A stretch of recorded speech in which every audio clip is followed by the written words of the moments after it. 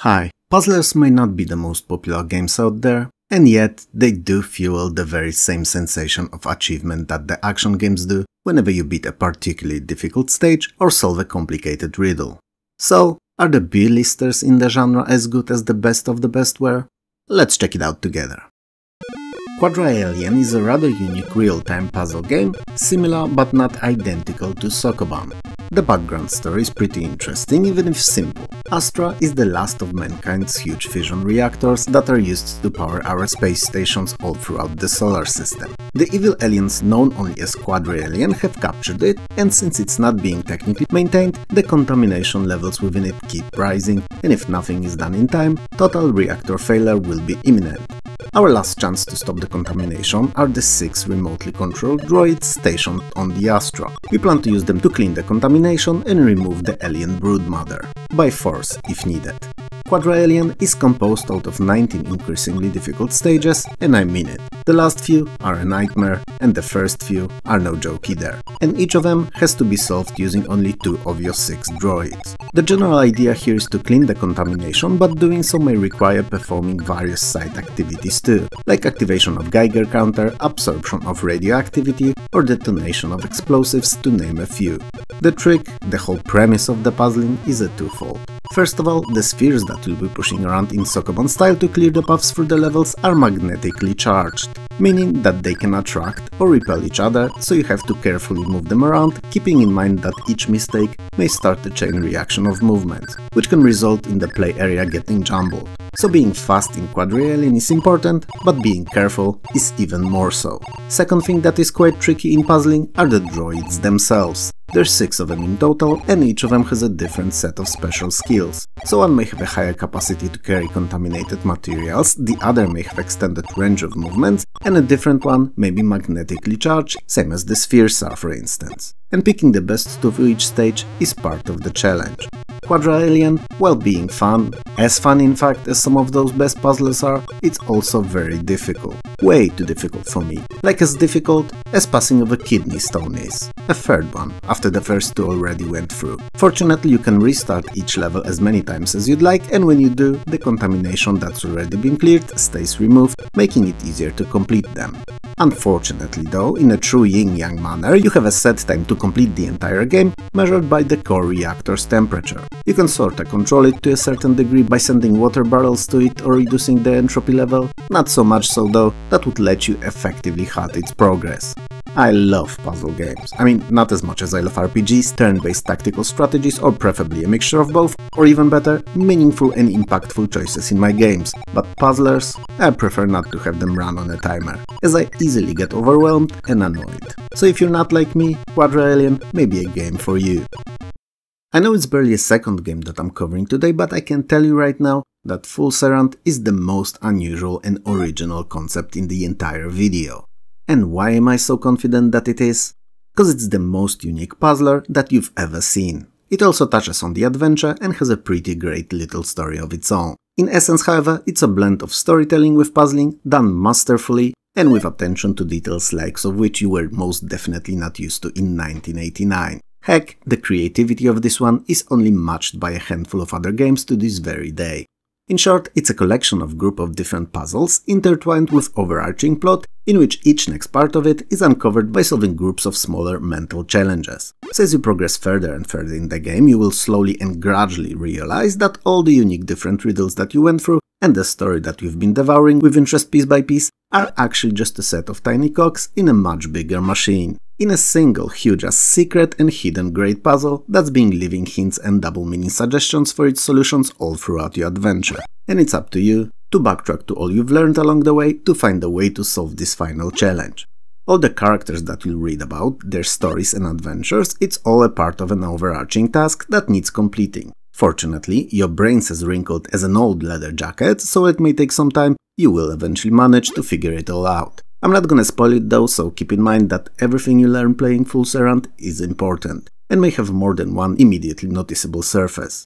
Smaller puzzles that you'll be working on along the way are rather diverse and often unique to this game only. Some are straight up mazes, others are a whole manner of different word or number problems, there are graphical and purely logical ones too, there's a card game even, there's so many.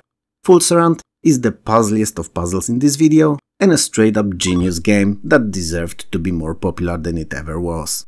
Story-wise, you're the Fool, as in a tarot card called Fool, and you're sent on an epic quest by the Sun card to find 14 lost treasures of the world. Your adventure will take you through 4 unique worlds, stylized into different tarot suits, and you'll meet many interesting and quirky characters along the way. All of them are naturally different tarot cards, and all will either share crucial information with you or ask you to help them with additional tasks. It's a one-of-a-kind concept and one worth experiencing. If you're into the genre at all but have time for only one game, go for Fool's Errand and ignore the rest from this video, cause this is the star of the show, and it's one of the best criminally overlooked games in the entire history of gaming. Klax is an action puzzler, and one with pretty simple and yet surprisingly addictive gameplay mechanics. It's also a port from the arcades, where it originated, and it's conceptually a mix between Tetris and Columns. The gameboard is divided into 2 halves, top and bottom. Top is composed out of 5 lanes that the colorful blocks fall from continuously, bottom houses the paddle that you control directly, and 5 storage areas for said blocks. The idea here is simple. All you have to do is arrange blocks in such a way that they would form rows, columns and diagonals of at least 3 of the same color. When they do, they are removed from the screen, freeing more space in the storage area. Oh, it's worth mentioning that diagonals reward the most points, but are the most difficult to pull off in a safe manner. But you can also, if you manage to that is, create combos, meaning rows, columns and / or diagonals all at once, that when removed award the most points. Both in the game and virtual, you reward yourself for being such a smart brainiac. Klax is built out of 99 progressively more demanding levels, increasingly gradually in block dropping speed and number of colors. Many levels have no extra requirements and just focus on point scoring, but as you progress and beat them one by one, like the puzzling boss that you are, additional objectives will become more and more common, like having to make a certain number of columns or rows, or getting a particular number of points, or even surviving a set number of blocks. It might not seem like much when spoken about, but when you're actually playing Klax and everything seems to be happening so fast all at once, having to fulfill even a simple task is a lot. Not for you, cause you're borderline genius, but for most of us, mere mortals, it definitely is. Fortunately, you can store up to 5 blocks on your paddle before having to drop them somewhere, so in those latter, more difficult stages especially, it will become crucial to plan ahead and strategize when and where to drop each of them. So as you see, technically speaking, Klax is simple and takes but a second to figure out how to play it, but mastering the game is an entirely different thing, and only most agile and sharp minds will be able to go through the entire game with ease. Klax is a pretty cool little game, and the fun that you'll have along the way is definitely worth the time. Lexi-Cross was probably one of, if not the most unusually designed games of 1991 when it released. For all intents and purposes, it's a futuristic TV game show-like kind of affair, with gameplay elements borrowed from Scrabble, Wheel of Fortune, and in some parts Battleship 2. Saying that gameplay itself is unique is an understatement, but it's interesting, and when you get used to it, it's actually hella entertaining too.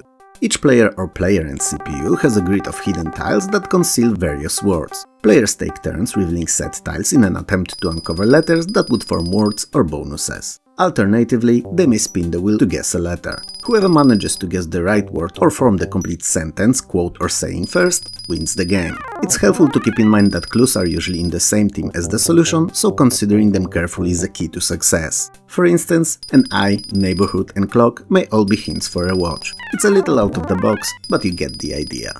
The gameplay premise may sound bizarre and unnecessarily convoluted, but after a round or two, not only everything will become crystal clear, but also playing it will be quite fun too, especially against a friend, provided that both of you enjoy word games, that is.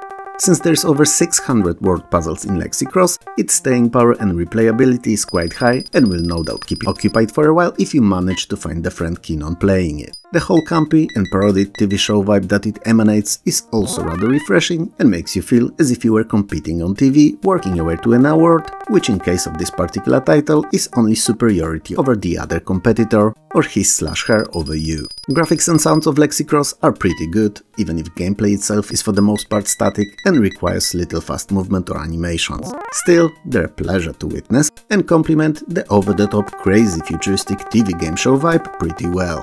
If you're in the market for a light-hearted, easy to get into but challenging to master puzzler, Lexi-Cross is the one that you're after. Despite its rather cute and colorful presentation, Stone Age is a pretty darn demanding puzzler. It's very easy to get into, but mastering it and completing all 100 levels is something else, and something only the most swollen brains will be able to tackle. The overarching idea behind each stage is quite simple: to guide the little dinosaur straight to the exit. It's much easier said than done though, as if it wouldn't be, then we'd have no game now, would we? So, not all blocks are walkable, not all are regular, and there are those that have special characteristics. So, some may move in one direction only, some contain colored keys required to get past locked off areas, some crumble after you've walked over them. The point is, there's plenty different ones, and they are gradually introduced as you progress through the game, so that they don't really add too much to the already rather high difficulty. Running out of time naturally costs you a life, and losing all lives ends the game. And hence, if you're a puzzling fanatic and don't feel like you'll be able to complete all 100 in one sitting, I mean, who would? Then it's best to make sure to write down all the codes to the levels that you've completed, so that you would not have to start from the first one when playing Stone Age next. The game has 2 difficulty modes, but they don't really change the layout and challenge of the puzzles at all, just how much time you have to complete the stages. It's not a lot, but also not nothing, and may prove those few seconds extra enough to beat a particularly punishing level. The graphics and sounds are all fine, and complement the theme of the game quite well, and never get in the way, which is important in a puzzler where triumph of form over content can easily break otherwise fun gaming experience. Troddlers, or as I like to call them Spider Lemmings, is an arcade puzzle game similar to, well, the aforementioned Lemmings, with a mix of a boulder dash here and there for good measure. Similar, but not identical, and nearly as good as these classics were. The gameplay premise and the objective is very akin to that of Lemmings, to guide a group of silly sausages from where they start to the exit in the form of a single doorway. All of them, however, somehow, sometime, in unknown and unexplained circumstances have been beaten by radioactive spiders one by one. So they can all walk on walls and ceilings. You know, like spiders. But fortunately, that's all they do. Walk. No spider lines, cocoons or multiple eyes here.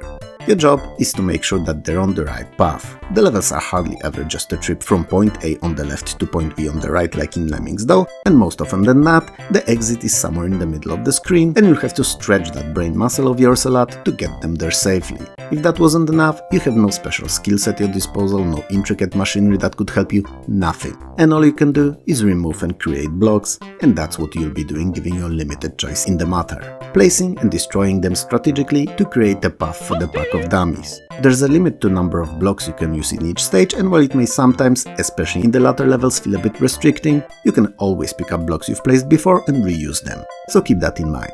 If that was all that there is to say about Troddlers, however, it would be a game worth of 10-15 level stops and no more. But it has 175 of them, so what makes them interesting then? Well, there's a lot of various dangers and hazards, and you are introduced to them gradually, learning how they work, usually over a couple or so of levels each, so that you get plenty enough time to familiarize yourself with them. In the same time, the game gradually becomes more and more challenging. But wait, that's not all. Because there are Troddlers of different political views, left and right wing, liberals and conservatives if you will. Oh boy, how they cannot mix at all. Keep them separate at all times or they will go for each other.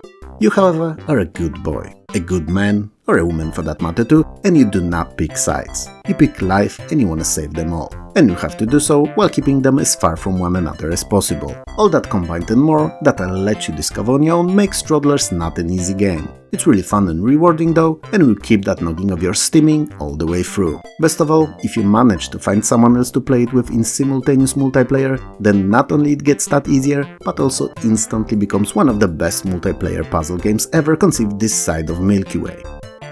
Exit, also known as Zonked, is a fun, colorful puzzler that's a little similar to Sokoban and a port from the Amiga. In fact, I couldn't find the working copy, so you're watching a YouTube footage of it here captured on the Amiga. Sorry. It is played from a top-down perspective and puts you in shoes of a young dude named Bill who's been kidnapped by the aliens and took aboard their ship. There, they dropped him, so you, in a maze to study like a lab rat to learn about humanity, all because they wanted to prepare for the invasion of Earth. The game is divided into 120 levels, split into 8 different ships, each of featuring its own theme and unique obstacles and challenges. The goal of each level is to create a path to the exit, all the while moving all the blocks into appropriate holes without getting them stuck against walls or obstacles. Each kind of a block has its own weight, characteristics and properties, and these have to be kept in mind while moving them around. Tiles that you move the blocks around on are of various kinds too, and other than the obstacles, also form a part of the puzzling problem in Exit. So, there are ice tiles that the blocks keep moving on in a chosen direction until they reach a regular tile or an unmovable obstacle, glue tiles that keep most blocks in place and turn them into stationary objects, tiles that drop the blocks through and then bring them back out turned by the 90 degrees, electrical tiles, they electrocute you, which is never fun, well, unless you turn the electricity off that is, but they are also used in powering up of other objects, so it's worth to keep that in mind. You drown in water tiles, unless you build a bridge over them with blocks, and all of that is just a small subset of all special tiles and obstacles found in Exit. Blocks themselves are of numerous kinds too, so there are those that slide on everything, even glue, and they do until they hit a wall or an obstacle. There are those that are made out of ice and gradually melt with time, radioactive blocks that deplete your energy whenever you're around them, and teleport and electromagnet ones that require electric tiles under them to operate. And naturally, same as with aforementioned tiles and obstacles, there are many more of these than those that I just mentioned. Part of fun of Exit, however, is figuring out what particular block or tile does when encountering them first. So I will not spoil it for you. Other than all these, there are 3 pickups in the game: hearts, pills and wheels. First replenishes your energy, second clearly being a steroid-based muscle enhancer, lets you push much heavier blocks than you could have otherwise. And the last you can attach to blocks to move them faster along one axis. Exit is one of the last games released by the legendary Psygnosis before they moved exclusively to PlayStation, and it's a very polished sounds and graphics-wise release, definitely up to their very high standards. It's not the easiest of puzzlers out there, but it's hella entertaining, and figuring out solutions to some of those more challenging levels is really rewarding. Zoop is a fun action puzzler that plays a little like a mixture of plotting and Tetris. I know, it doesn't say a lot when put like that, but I'll try to explain the best I can. The game board has a 4x4 grid square in the middle and 4 lines of colorful blocks approaching the square in real time from all sides of it all at once. Treat that square like your home and those blocks going towards it like the zombie invaders you have to get rid of, or otherwise your family will be devoured alive. Not the literal case here perhaps, but that's as simple of an explanation as I can come up with.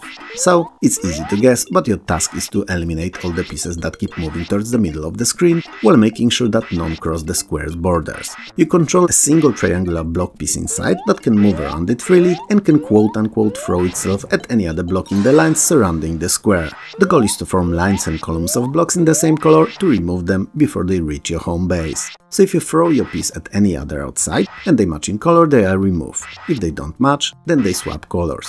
Thus, you have a rotating in color cursor under control, allowing you to remove blocks approaching from all sides. Whenever a certain quota of clears is reached, the game speeds up, raising the overall challenge. So, the better you do, the tougher it will be, and the more Zoop will lean towards the action and less towards the puzzling. It's understandable though, as that's precisely as it was with an all-time classic, Tetris. Fortunately, at some point you also start encountering special pieces that would be helpful and will save your progress more than once. For instance, a lightning bolt piece, which when activated will remove all blocks around it in a 3x3 grid, and a gear-shaped one that will clear the entire line of all the pieces. They are helpful and all, but they don't really counter the one and only problem Zoop has. While it's really fun initially, the difficulty ramps up so fast that soon enough you'll begin to feel that all you're being awarded for getting better are the more punishing speed and number of blocks, and that you've no hope for a breather at all, which kinda fits the whole zombie apocalypse theme from before. Anyway, all that makes for a fun and innovative at the first play and really stressful at consecutive ones game that seems to have had an excellent idea and graphics to realize what it aimed for, but failed entirely in the balancing department. And that comes down to only gamers with hands as fast as their brains are being the only ones capable of enjoying Zoop for longer than 5 minutes. Quadrax is a Slovak single-screen puzzle platformer that was huge in the country of its origin, but virtually unknown anywhere else, which is surprising as it's excellent. The story bit is rather simple and lacks detail, but fortunately it more than makes up for it with gameplay. So there's these 2 adventurers who are treasure hunting. You know, how you do when you've tons of money and nothing to do. And believe it or not, they found an ancient temple, like as old as the oldest of old structures that still remain hidden in the dense Amazon jungle. You know, those old pyramids partially reclaimed by nature? That old. Now, to be clear, it's not stated anywhere that Quadrax is set in the Amazon, in fact, it's seemingly in Africa, I was just using it as an example. The temple is hard to place location-wise, as the themes of its rooms change often, but let's assume that some ancient civilization that was very advanced and now is long gone left it in a jungle. And these 2 are all about treasures. Now, to get through all 100 levels Quadrax is composed of and succeed, you'll need to be on your puzzling A-game most of the time, as some of these latter stages will really tickle that brainstem of yours. I'm not saying that they're needlessly toying with your sanity being overly difficult for no reason, I'm saying that they get gradually more demanding and can really get your noggin going, thinking of order of actions to perform and what to do to complete them. They're good tough, not annoying tough is what I'm saying. The levels are naturally filled with all manner of traps and obstacles that have to be navigated around and tons upon tons of things to switch, items to move, turn on or off, elevators, teleports, different kinds of blocks to interact with, you know, your typical puzzle fare. And you control both adventurers separately, switching between them at will to perform various tasks all around the levels. If you've played The Lost Vikings, you know exactly what I mean, with the difference that they don't have any special skills and are only often required to be at two separate locations at the same time doing different things. There's no time limit in any of the stages, but the abundance of dangers, traps or great heights to fall from can kill you. Luckily, there's no enemies, so the game is really all about figuring out solutions to more and more demanding puzzles. If you like those kinds of experiences, this one's excellent and will let you tackle it all at your own pace. Which is something I always appreciated, as I hate timers in games with a passion of a fingerless court stenographer. Presentation-wise, Quadrax is pretty good, in terms of graphics at least, as everything is detailed, super smoothly animated and nice looking, even if rather simple. Sounds though are near non-existent, so there's that, one bet in a sea of good. Check it out, it's worth it. Morph, aka Supermorph, aka Metamorphosis, aka Megamorph, has more names than James Bond had villains. Don't fact check that, just go with it, I wouldn't lie to you on a day as beautiful as today. Anyway, it's a puzzler in platformers clothing that plays a little like a mixture of Lemmings, Bill's Tomato Game and Fury of the Fairies, that last being my definite favorite of them all. It's not a copycat type of a game, however, and while it's clearly inspired by bits and pieces taken from the greats, it does its own thing and does it pretty damn good. But before we delve into gameplay, let's give its story a minute. You're Maurice Rolfe. Or you were Maurice Rolfe actually, as following the unfortunate chain of events caused by your scientist uncle's teleportation accident, you're a jumble of sentient and unstable molecules only. Yup, you don't look great. And no deal of makeup or cosmetic procedures will change that. So naturally, you must find a way to help your crazy uncle fix his teleporter so that he could recall you from the transporter buffer and bring back to your original teenage form. Oh wait, transporter buffers were a thing of Star Trek and your uncle is most definitely not up to Starfleet standards. So, yeah, then you just have to help him and hope for the best. Not much else is left there for you. Fortunately, you're not just a puddle of stinky, fleshy, slimy goo, but can transform into 4 different states of a gas cloud that can float upwards, but has to avoid fans which can suck it in, bouncy ball which does exactly what you expect it to, but is susceptible to fire and spikes damage, liquid puddle that can squeeze through tight gaps but can't jump or climb slopes and will dissolve in any other liquids. And finally, a solid ball that can break through numerous omnipresent barriers blocking your progress. Using these 4 forms, you have to traverse through dozens of puzzling platformer stages going around a variety of hazards and obstacles, seeking parts of the broken teleporter to recover them and bring back to your good-for-nothing uncle. What's worth keeping in mind though is that you have a limited number of transformations available to beat each stage, and exceeding them prevents you from completing the level. Fortunately, some of the stages feature bonus transformations, so sometimes, even when you think you won't be able to carry on, the game throws you a bone of a chance which you should grab as hard as you can and as strong as a corgi would grab one. Now, no idea why I used corgi here, but here we are, it's done, and I'm definitely not re-recording it. Many of the obstacles have more than one solution and a way to either solve or pass them, so even if you think that you're out of morphs and stuck somewhere, give it a minute, walk around the area and look around, it's worth it. Trust me, because quite often the devs took into account transformations being used up too fast. Morph looks and sounds fantastic, and plays pretty good too, but it's so demanding you wouldn't believe. So if you're a fan of puzzlers, and especially those more colorful and mixed with other genres, this one's as good as some of the best of them are, if you manage to contain the controls, that is. Unlike most other genres that we've talked about comparing B-listers to AAA stuff over the years, little-known puzzlers are actually as good as the hits are, which is a pleasant surprise, and especially to those who are into the genre. But that's how I feel about them. What do you think of them though? Let me know in the comments below. If you liked the video, hit those like and subscribe buttons below, and maybe share it too, it helps more than you know. If you didn't, then don't naturally. It was fun talking to you as usual, and I'll see you, or more accurately, talk to you very soon.